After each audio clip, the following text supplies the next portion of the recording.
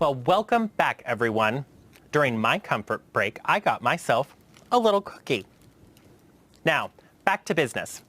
Up next, Hydros' CEO Winston Ibrahim and Bill Nottingham, VP of Growth at Nottingham Spirk, speak on the disruptive power of collaboration. Bill, Winston, over to you.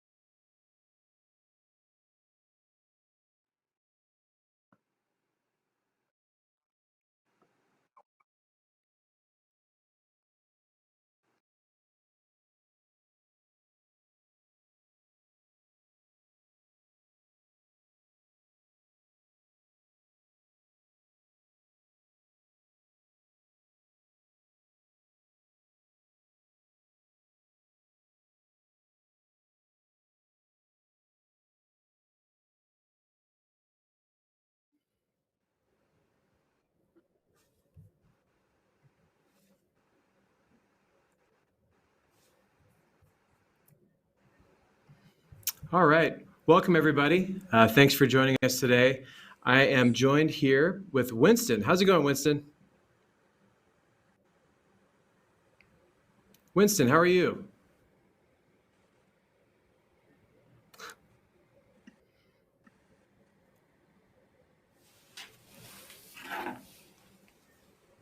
It looks like we're having some technical difficulties. 1 second here.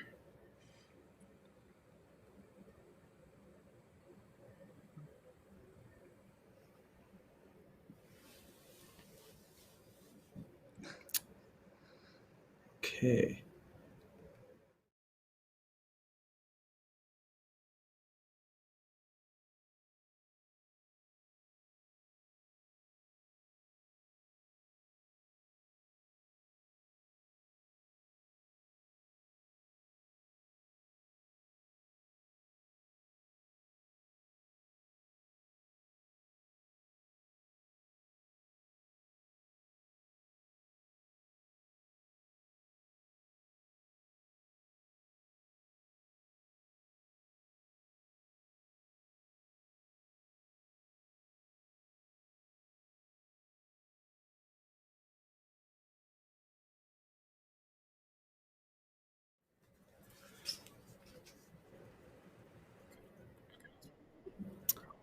All right, so I'm going to say testing 1, 2. Winston, can you say testing 1, 2? Winston, can you say testing 1, 2?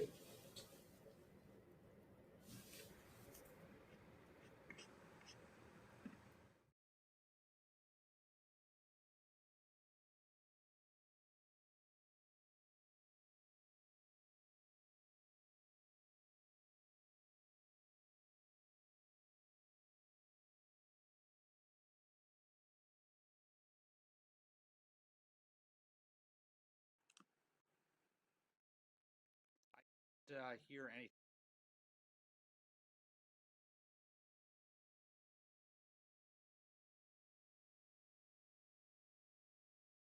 I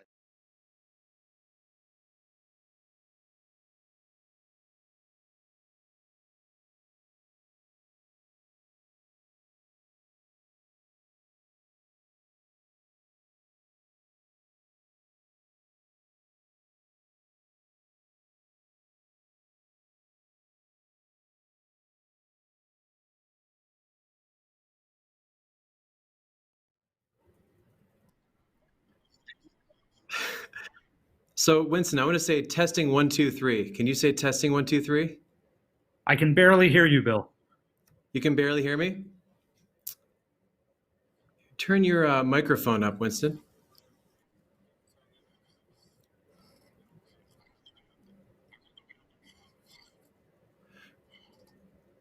Can you hear me? I can't. Okay, I can't hear Bill Winston. can't hear me.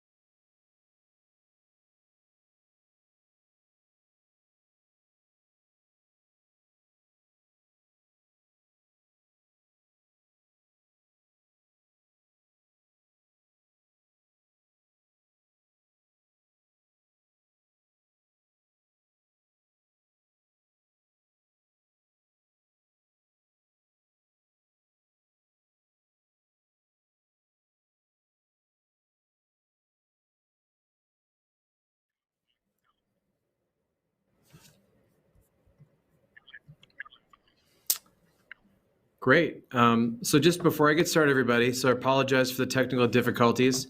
Hey, production team, will Winston be joining us? Okay. Well, anyway, the show must go on. Welcome, everybody. Thank you for taking the time to hear some ideas that we have around innovation. And what I'd like to do is share a presentation with you. I'm just going to get the ball rolling. So we're going to start playing a presentation. So I want to say I'm very excited to have Winston join me.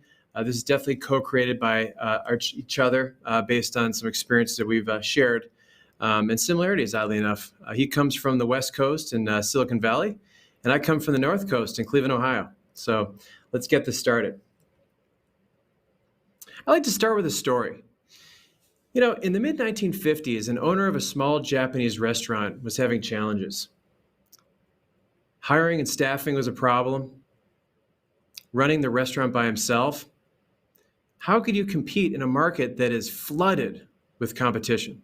Well, what do you think he did? He went and visited a brewery. Now, why would he do that? Has nothing to do with sushi, or does it? Today, you'd think a little bit differently, wouldn't you? Because today, we have things like sushi conveyor belts. It's amazing when you look at the two how similar they are. But from the onset, when you don't have that concept in your head, it doesn't seem that obvious. But when you put them together, it's quite interesting, isn't it? If you just think outside yourself, you can find influences from adjacent markets, different worlds. And that's the way that you truly reinvent. And now, I don't think I could think about sushi without conveyor belts. They kind of go hand in hand. They're fun, they're convenient, they're efficient, and it gives you an opportunity to try lots of different things because they're right in front of you. Half the people don't know what the menu is in the United States, but you'll give it a try. So it's interesting to think about what's obvious and what isn't.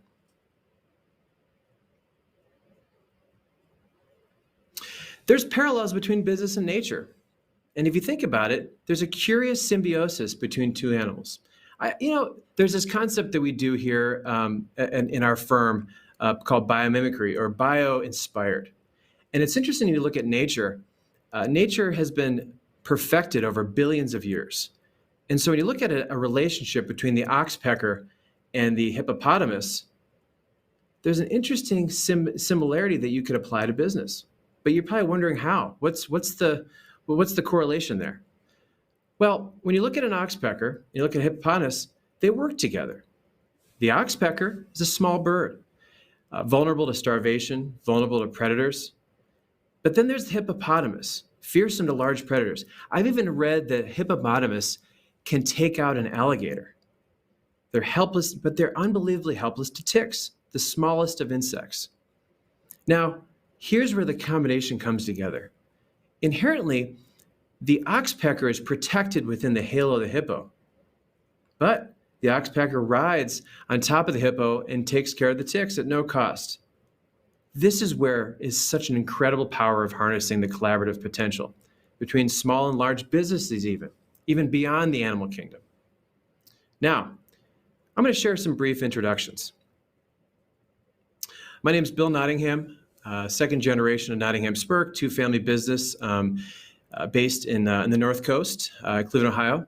Founded in 1972. We are an innovation company. We live and breathe change. Every decade we've been in business, nearly 50 years, we've changed and evolved. We've commercialized over 1,300 patents. We generated about $50 billion in revenue based on our innovations. But our core is to improve lives through innovation. Let me play a little video that'll tell you a little bit about what we do.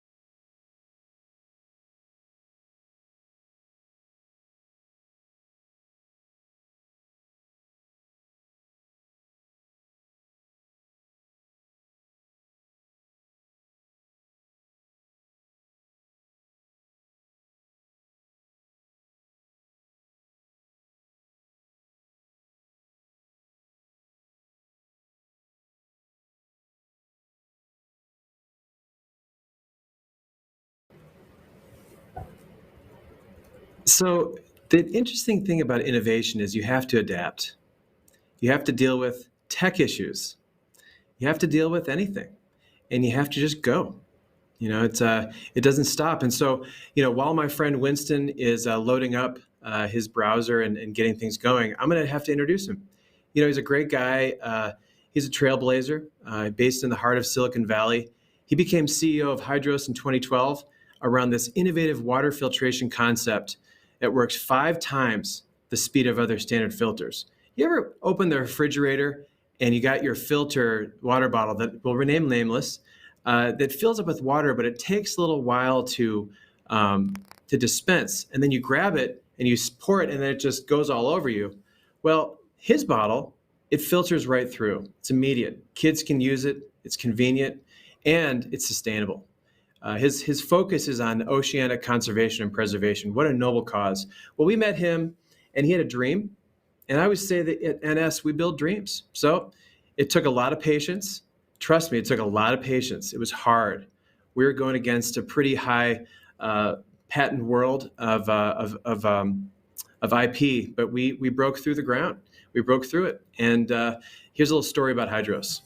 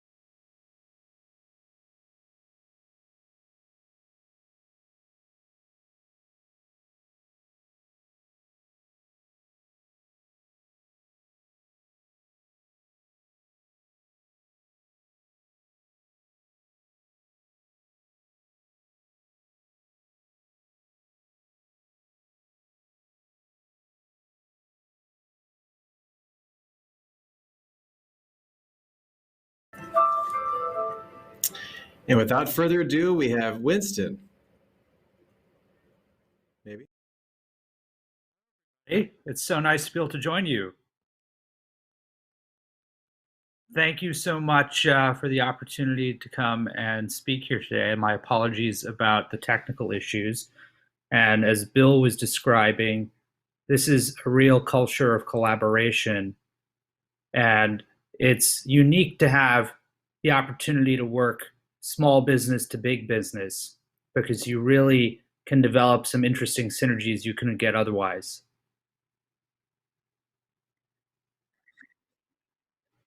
Oh, sorry.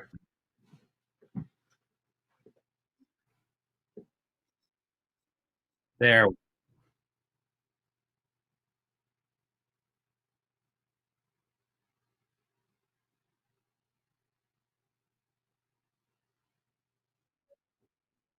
Oh, great. So collaboration can create great breakthroughs. It can build great businesses, and it can reinvent markets. So there's a lot of power in this paradigm of small combining with big that Bill and I are planning on showcasing for all of you today. Can we get the next slide?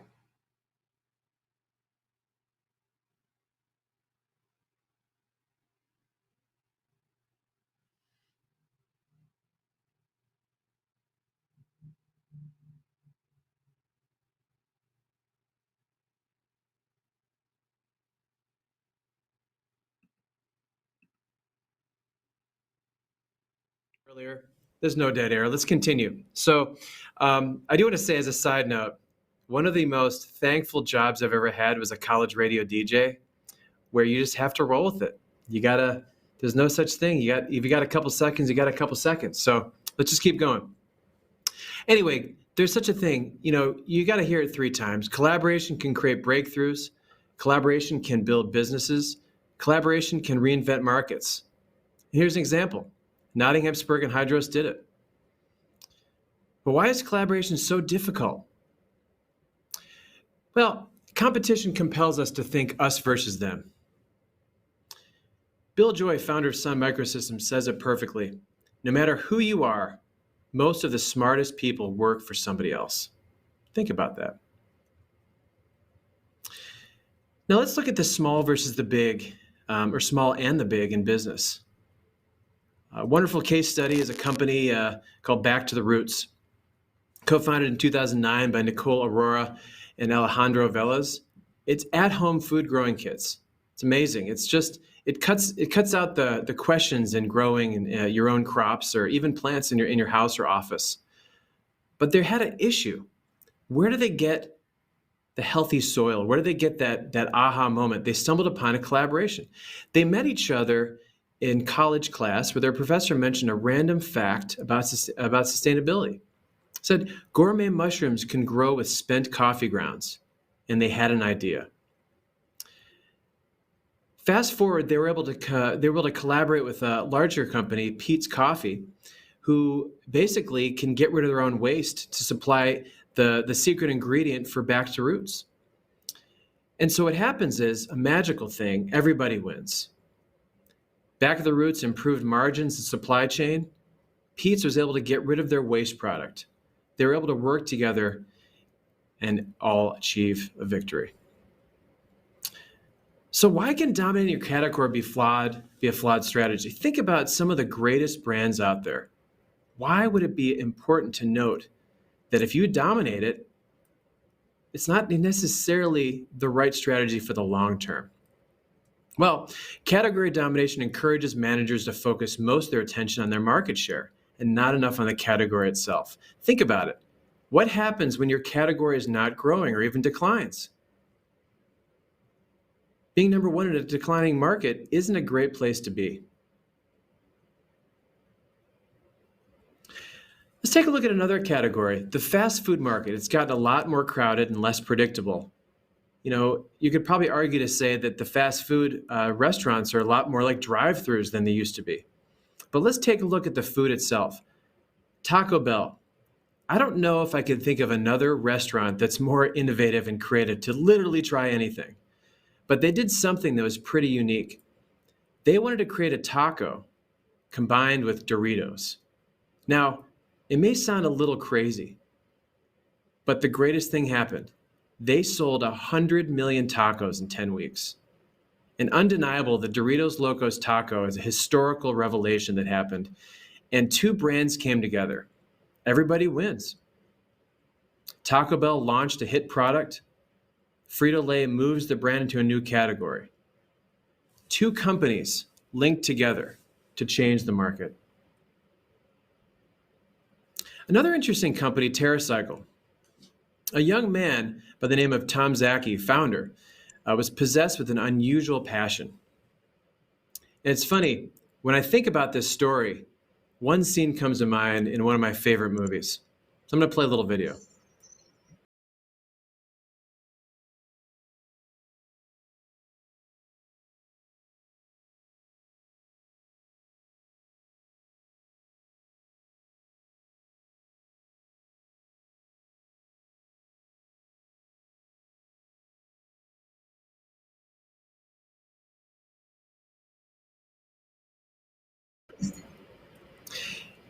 He was obsessed with something that's hard to say, worm poop.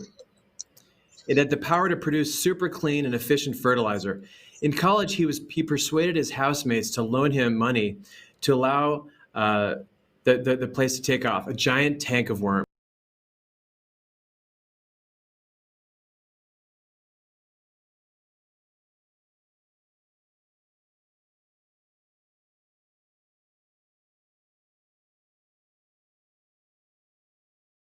I'm sorry. All right, let me go back. Yes, I'm here. So the power to produce super clean, efficient fertilizer. Worm poop. He was obsessed with it. So he persuaded his college mates to loan him money.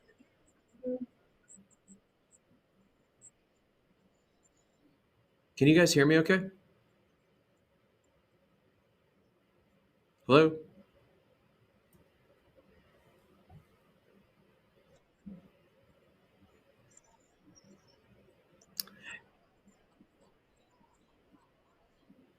I'm sorry, who's speaking? Can you hear me okay? Hey, Roberto, can you hear me? Okay. Oh, you're talking to Winston. Okay. The beauty of editing in the future. It's okay. I didn't like how I said the slide earlier. Roberto, should I wait?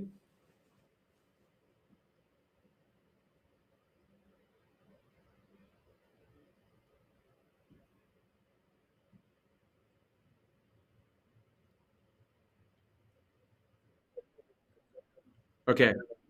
All right, let's start over. I'm sorry, who's talking?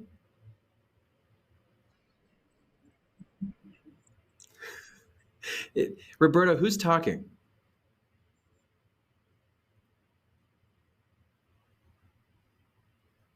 Hello? Do you hear this woman talking? Did you hear the woman talking?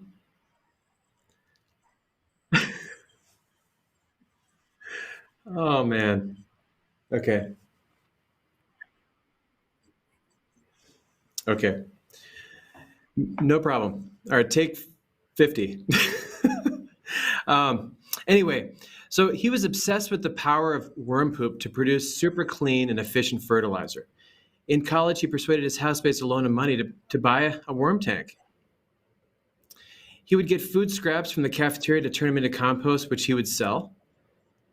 And what happened was TerraCycle. It developed a vast infrastructure to break down almost any type of waste, with centers nationwide. And would you believe it? Tom's idea might have seemed crazy at first, but now TerraCycle has partnerships with the largest companies. Hello? Roberto? Hello? Can you hear me?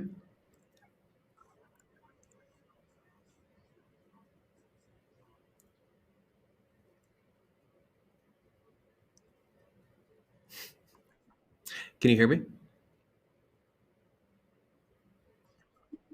Okay, I thought you were saying something to me. No problem. All right, so should I continue? Okay. This is a blast. Okay, TerraCycle now has partnerships with major companies like Coca-Cola, Clorox, P&G. So while Tom's idea may have seemed crazy at first, TerraCycle, hold on a second here. TerraCycle provides the industry with giants with the ability to manage their waste streams in a more efficient way. So again, you guessed it, everybody wins. The startup wins, the big business wins, and the world wins because it's now more sustainable. Innovation Leader is a wonderful group that Nottinghamsburg is a member of, where innovation leaders convene together and talk about the challenges of what we do. And they did a great study that you could find, and I'd be happy to share with you and connect you with them. But they found most companies found it difficult to develop innovations that move into adjacent markets. The survey respondents agree that about the biggest obstacles to delivering impact. The first one, company politics. And the second one, culture issues. Isn't that interesting? It necessarily doesn't have to deal with the technology that they have or the talent. It's about the soft science, like I had to say. Politics and issues. For large corporations, infusing culture with entrepreneurialism and risk-taking is extraordinarily challenging. So what I like to say is, work smart, not hard, and think outside. It's important to understand that transformative innovation does not replace incremental innovation on existing product lines. In fact, the latter makes the former possible, growing sales as the company positions itself for the future. This might actually even prepare your company for a pandemic. It's all about preparation. It's all about the long haul. I wrote an article called Innovation. It's a marathon, not a sprint. You got to keep doing it over and over again. Be careful what you wish for, because if you want to be an innovation, it never ends. Thank you very much, everybody, for taking time today. And again, my name is Bill Nottingham. Please feel free to reach out. Would love to connect, share any insights. Follow me on Twitter. Winston has contact information here as well. And follow him on Instagram, Hydros Life. And just want to say thank you, everybody, for taking the time. I know this was a little challenging, but it's a lot of fun. I could talk about innovation all day long. But wait, there's one more thing. Remember Steve Jobs, his famous saying that he would do after his keynotes? I had to have one more thing. And Hydros is offering a promotion code for everybody here attending for 20% off products on their site. I'll tell you, Winston is an example of true patience and persistence. And look forward to talking to everybody further. I'll be in this event as well. Please message me through the app. I believe the app is going to be live for the next several weeks or so. So looking forward to connecting with you and sharing any sort of advice. If you have any challenges you just want to poke some holes into, would love to provide some insights. And again, thank you so much today, and hope you're inspired, and enjoy the rest of the event. Thanks again to Bill and Winston. Now, our last keynote for the day, Dr. Iris Ware, Chief Learning Officer at the City of Detroit, will be sharing her organizational design model that represents a scalable framework for design thinking. Iris, we're ready for you. Take it away.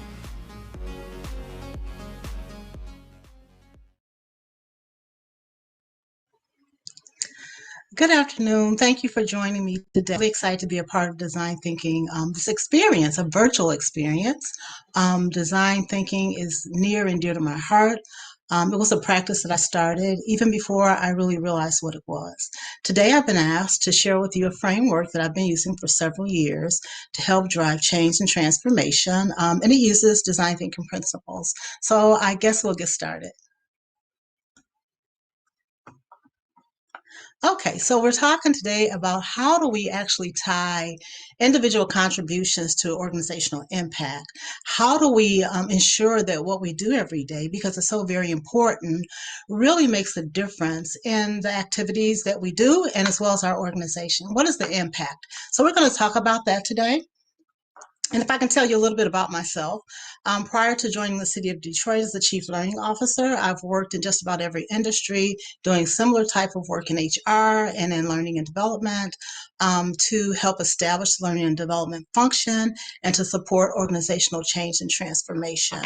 I have a few, precursors that I'd encourage you to consider as we move through this conversation. And it's going to be really brief based on the amount of information that I'll provide, but you can feel free to reach out to me and I will share the framework with you along with accompanying documents that will help you understand how to use and apply the framework. The first thing before we move on that I'd like to say is that you should consider all models very fluid. That is, even though they might be numbered in a step of 1, 2, 3, 4, they're constantly changing and they should be adapted to suit your needs and changed as necessary so that you reach the outcomes that you really desire. Secondly, and I'm going to say this with a lot of caution, so many times as designers, especially, particularly in human resources in the learning space, we have these things that we create and they're our babies and we hold on to them for dear life. I would encourage you, and there's always there's a cliche that says you don't throw the baby out with the bathwater. Things have changed so drastically. I don't know how reliable all the models and the anchoring principles that we've learned throughout our career and in academia, how much they really apply now. So there are chances, and there's a possibility that you might want to consider throwing the baby out with the bathwater. After all, if it's been a baby for a very long time, if it doesn't have the ability to stand on its own and deliver it's time to reconsider what you're doing, and sometimes it's a matter of just starting all over. I am not advocating child abuse, neglect, or anything like that. So I hope this is never taken out of context in social media. And the third thing that I would like to encourage you to do, and it's a quote from Wayne Gretzky, a very famous hockey player. I'm sure if you're into hockey, you know who he is. I'm not into hockey, but the statement that he made was so profound when it relates to what we do every day and in design thinking. I thought I would share it.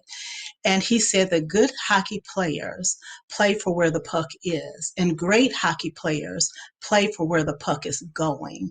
And often we are overcome with our current situation where it's COVID, diversity and inclusion, and we get so wrapped up into those things that we don't really think ahead like we should. And we anticipate, and we work so hard to fix the current state that we fail to plan and prepare and create change and transformation and create the tools that are necessary to take us where we need to be in the future and beyond.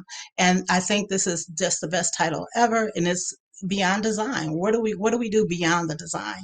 And so I'll just talk about that a little bit. And I guess my clicker is not working here. Maybe someone on the other end can advance my slide. Oh, there we are. So the thing that I want to talk about, let's go back. Here, whoa, we got our rogue clickers doing what it wants to do, but I control the technology and we are here. So we want to design, when we think about design thinking, I mean, there's so much information. It's really very overwhelming. I fell in love with the September 15th issue of Harvard Business Review that just really talked about it to a great level of detail. And I thought it was just amazing, the articles and the information and the concepts, but how do we really apply them? Why do they really matter? And when you think about these things, like most design principles or most designers, whether it's instructional designer, which my background is anchored in that, or you're designing for manufacturing, I've worked in that space, the focus, the priority is really about you design with the end in mind. What are the expected outcomes? What is the impact that you like to have? And so the framework that I use is built off of the concepts related to Roger Kaufman's work. And it examines not just evaluation or the value or worth of what it is that you do every day. But when you're thinking about designing for strategic impact, it looks at 3 levels. It looks at micro impact, macro impact, and mega impact. And this is really important in city government because we support our employees. We are charged with driving city government, the organization and the departments that individuals work in.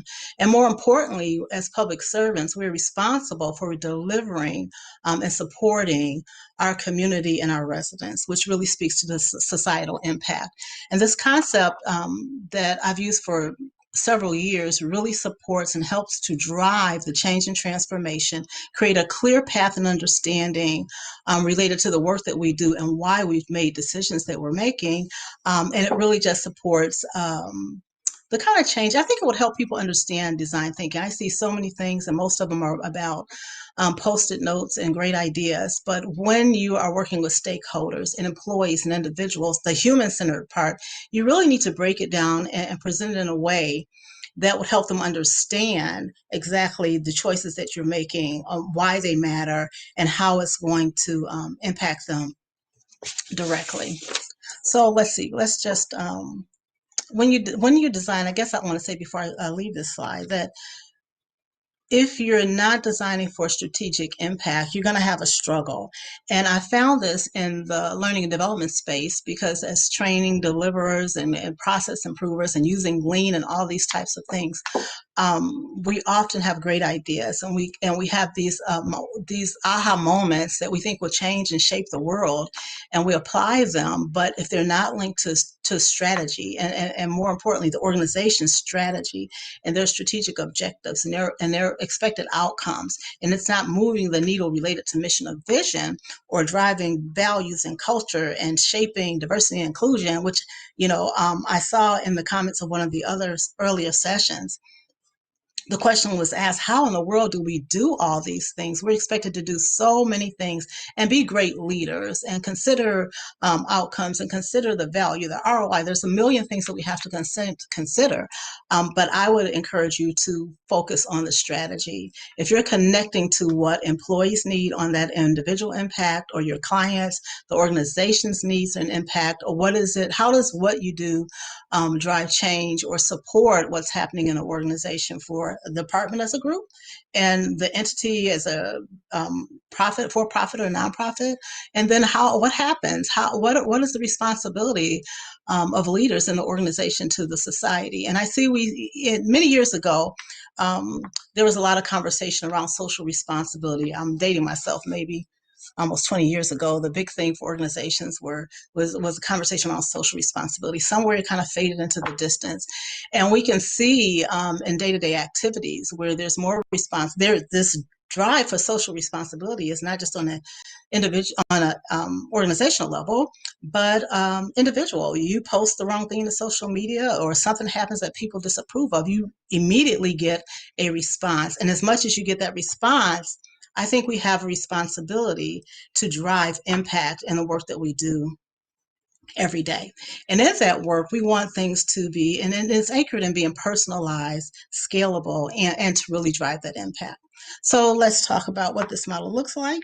And if you have questions, if you can put it in the comments, I can't view them now, or email me or reach out to me, I'll be more than happy to answer those questions and share what I have for you. So let's see here. I think there might be a delay, so I'm not going to click twice. And hopefully we will get to the next slide. And there it is.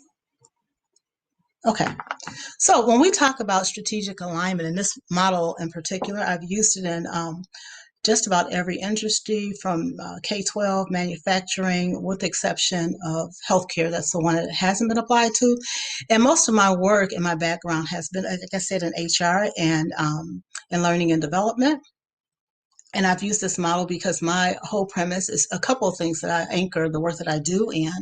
And one is aligning academia and research and theory to practice. What I found as I was studying, and I spent probably more years than I should have educating myself, I found that there was this group of knowledge and information that was very practical, that didn't connect to research, and there was this wonderful amount of research that wasn't being applied to the business or to day-to-day activities and helping people understand. So this model attempts to help close that gap, and it's been pretty successful in doing just that. And how we align what we do on an individual level to organization is pretty much displayed in this graph. And I'll explain it a little bit, and then I'll kind of walk you through it. I've shared this template, and we have these little shapes in the flow chart. You can actually delete that section, and what I've done in past practice is write the answers or the field, use them as a field to explain exactly what we're doing, and you create a wonderful flow from the organizational and executive level expectations down to the performance evaluation process, or whatever process you use to determine if you're reaching your objectives and if performance outcomes from your employees are aligned with those objectives. So the whole model is anchored in the core values, organizational vision, and mission. Those things are very clear. If those things are very important, if they're not clear, there's no way that you can drive or even speak to design, because you don't, I think it kind of feels somewhat a part of that empathy portion of the cycle of understanding not just the individuals, but the organization. If we look to the right and the left, we see the organizational goals are top down typically, and then we know that performance and goal achievement is from the bottom up, because leaders give direction, and employees and team members and individuals actually perform the work or drive the change or execute to drive the change that's required, so that the organization is successful. If you have a lack of flow of information in either of those two things in those directions, or if employees are, driving the change, you'll have some failures and disappointments. And if there's a lack of direction or goals, you are pretty much doomed because they'll create confusion. You have cultural issues, a lack of direction. How can you evaluate or determine if you're successful if you're unclear about what it is that you are supposed to achieve? So this model looks across the top at the different levels of employees, the organizational direction, how it's determined, what those goals and objectives are. And then it drills down into what are those priorities, strategic priorities particularly, because you can have tons of goals, but there are key performance indicators or key things or key attributes that are important that will move the needle and actually drive the change and the success that you want to see in a department. In that same vein, if you look across the top, there's performance and evaluation. And then at each level of employee level, and they're very broad, and we typically identify 3 in most organizations. There's some variation, but there are individual contributors here listed as team members. There are supervisors, people responsible for overseeing the work and execution and goal achievement of other individuals. And then you have executives and directors who provide the overview, direction, but there's a lot of work that has to be done in each level, and there has to be a consistent flow and a cascading and a flow of both ways and information exchange to understand and execute on these levels. And this document, if you're unclear about these things, it'll help you drive and understand personally what it is that's expected of yourself if you don't use it for anything else.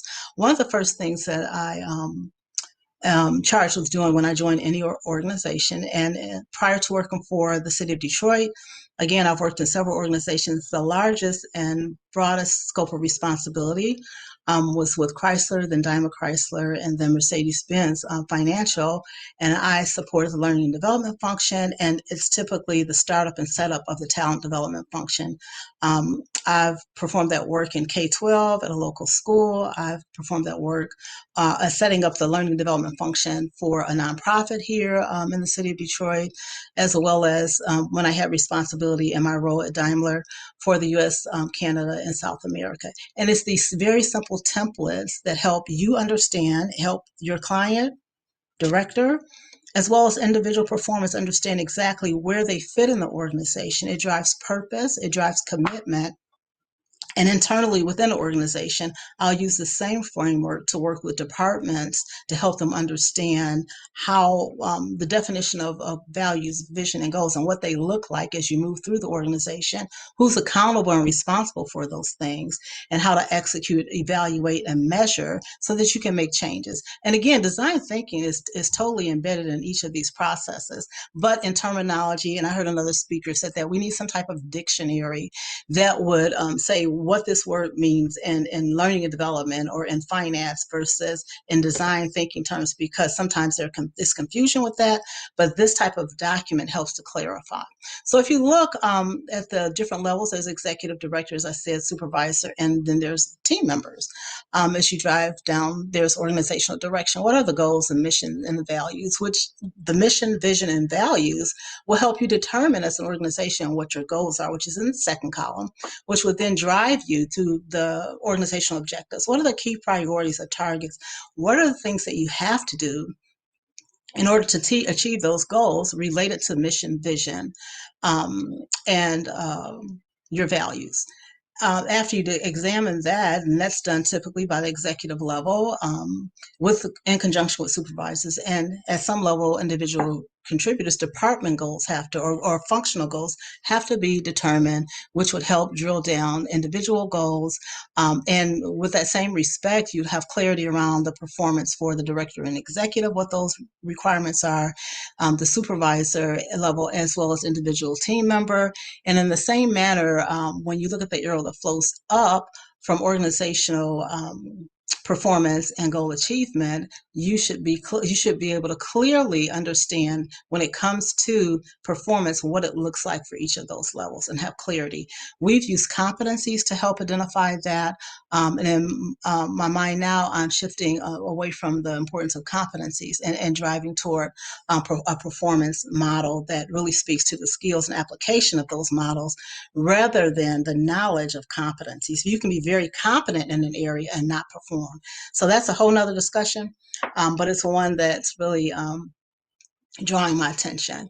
The one, two, three, four. The fifth column looks at the functional goals, functional objectives, and then individual goals and what those objectives. And again, those are driven from the strategic objectives, and then they should be identified, and they should embed and include the vision, mission, and as well as the values of the organization. You measure those things, you develop an action plan, you measure those things. And then in evaluation, we perform a number of evaluations, and we manage our data and metrics.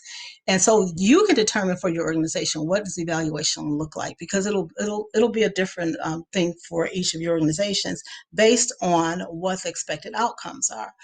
Your performance, what does that look like for each team member, each supervisor, and each manager or director? You get to draw that information and pull it in. And if you're using empathy, if you're using design thinking in each of these steps, as you build and answer these questions, you will gain the buy-in, you will gain the support. I find that it gives our employees more purpose, and they feel more connected. And we center these concepts around the value of being a public servant and how what you do actually changes the city and the lives of our residents. And I'll talk about some of the things that have happened.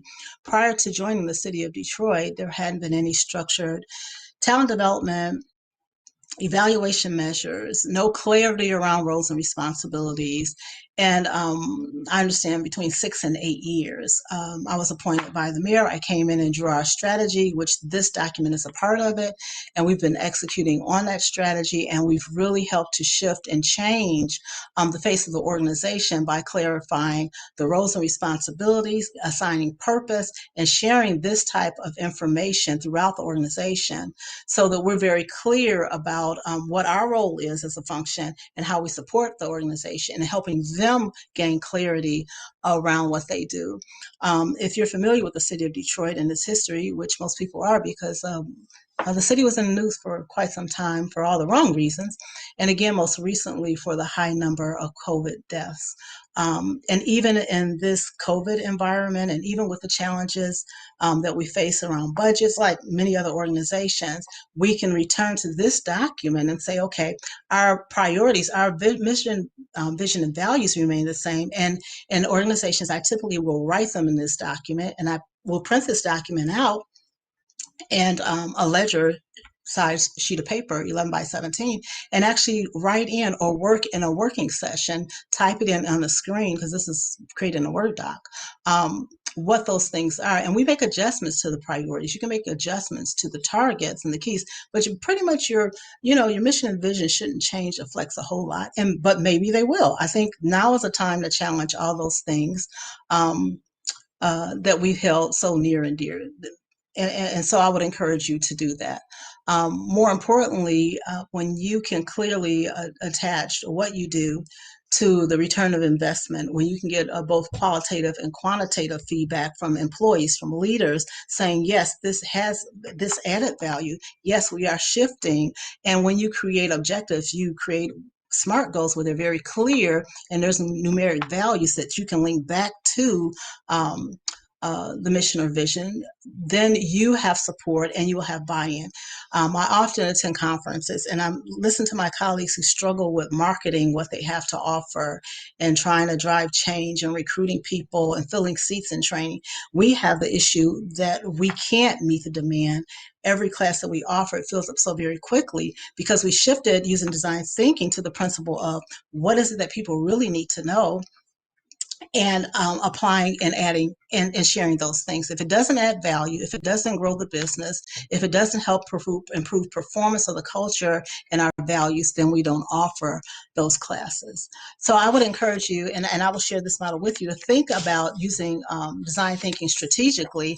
I think it will help improve what you have to offer and smooth out the understanding and the application of design thinking. The other final thing that I think I would add to this model, like every other model of the work that I do, is the question, and I heard someone raise it in another session, and so what?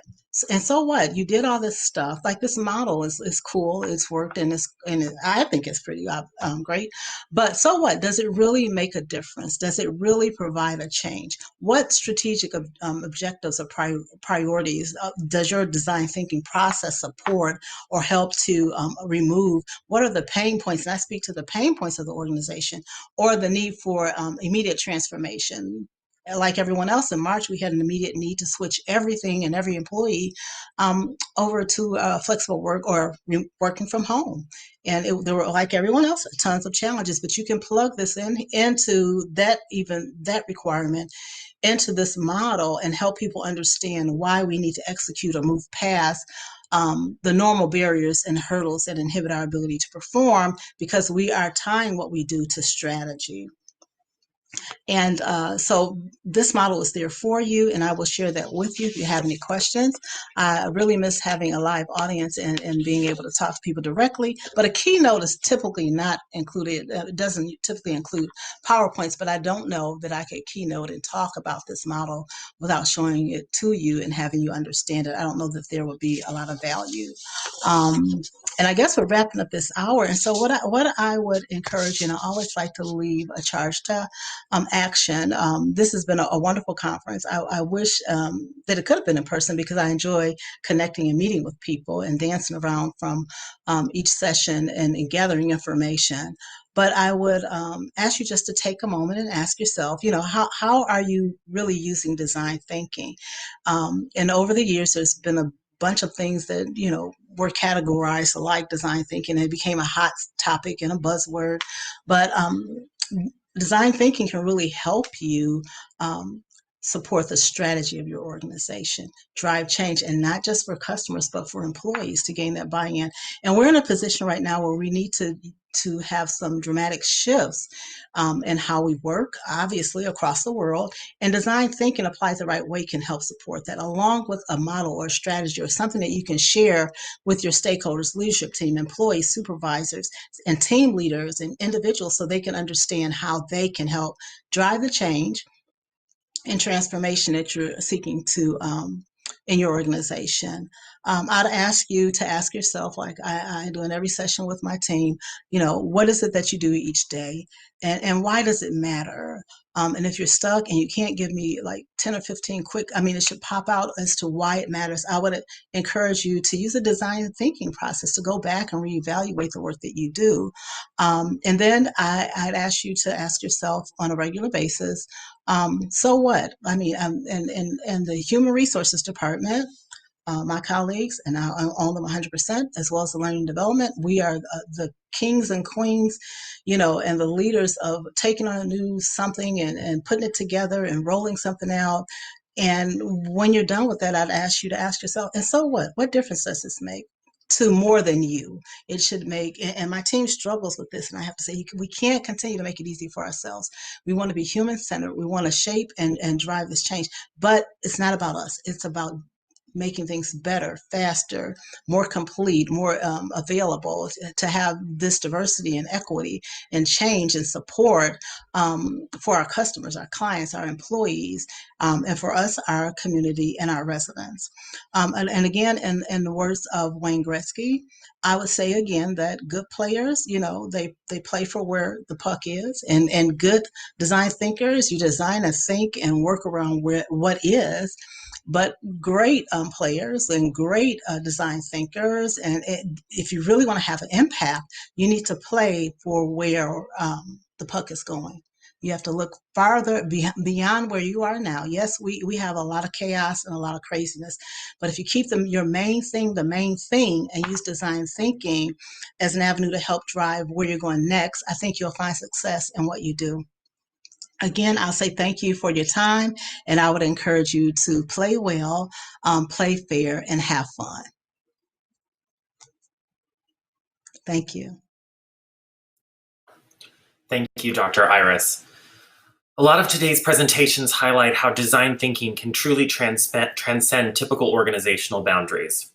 No matter what they are, it's up to us as a community to continue moving the needle within our respective organizations to strive for human-centered mindsets. Thanks again to all the presenters today and across the entire amazing DTVX week. Now, it is the time that we've all been waiting for. It's time to announce the lucky winners. I should say the top attendees at Design Thinking Virtual Experience will be walking away with fun and exciting prizes. And remember, folks, you do need to have a fully completed profile, including a profile picture, so we can verify who you are in order to qualify. First up, we've got the Social Butterfly Prize. This $250 prize goes to the attendee who's racked up the most points in specifically our expo hall. Let's see who the winner is. And congratulations goes to Jade Kang.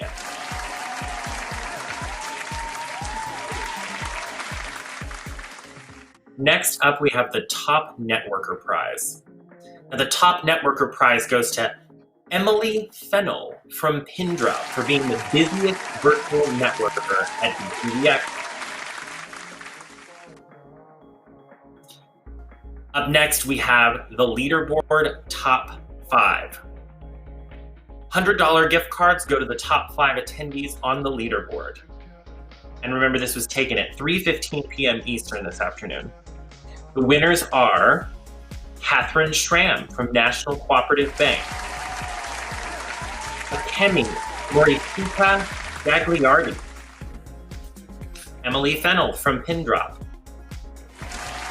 Monarul Hope from Microfinance, and Wuralua Bahanmi.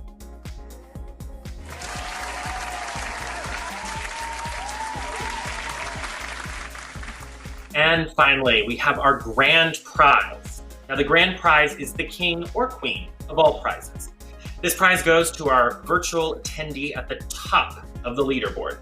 Plus, the winner has the opportunity to donate their winnings to a charity of their choice. And I would say that this one requires a proper drum roll.